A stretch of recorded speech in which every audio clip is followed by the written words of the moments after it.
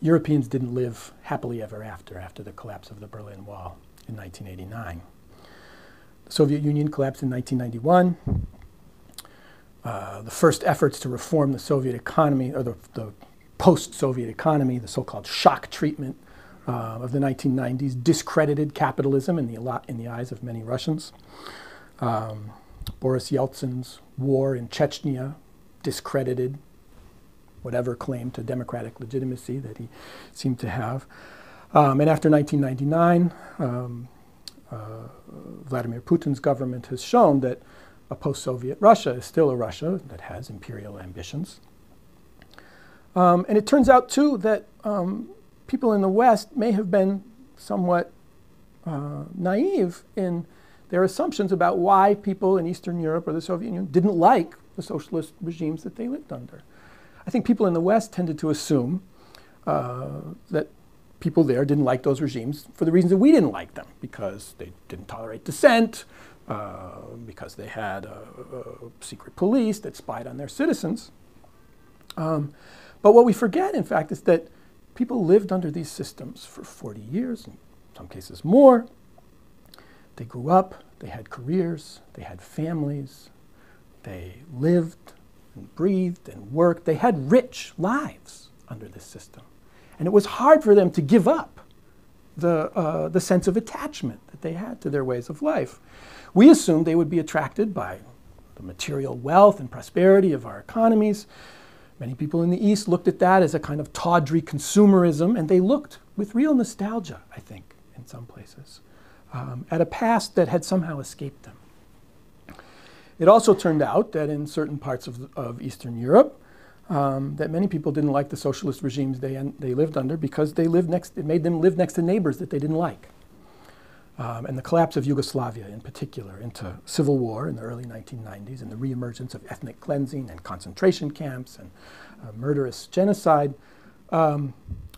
shows that the stability that people in the West may have hoped for after the collapse of these regimes was an illusion.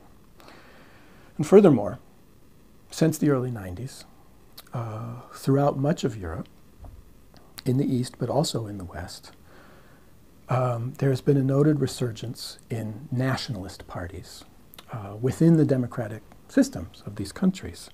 Why is it that nationalism, and in some places it's an extreme form of nationalism that is built upon a real hatred or intolerance of others, why should nationalism have undergone such a resurgence in Europe in the aftermath of the Soviet Union's fall? Well, in part it has to do with what the nationalists are up against. What are the alternatives? The political language of liberalism, based upon a notion of individual rights, that doesn't offer much solace if you live in a political environment that's permeated with a sense of vulnerability and hostility from other groups. What about the language of class, of workers' interest or of farmers' interests? This language has been discredited by the experience of socialism. There is really, in many ways, no other vocabulary for defining a kind of unity that people can rally beyond except for nationalism.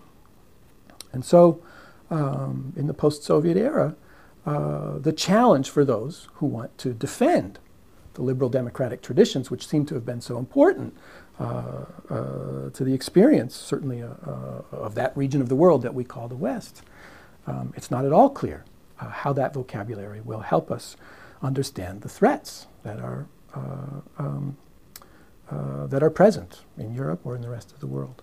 Well, there are many examples of the ways in which nationalism emerged as the most potent force for mobilizing populations in the aftermath of the collapse of the Soviet Union.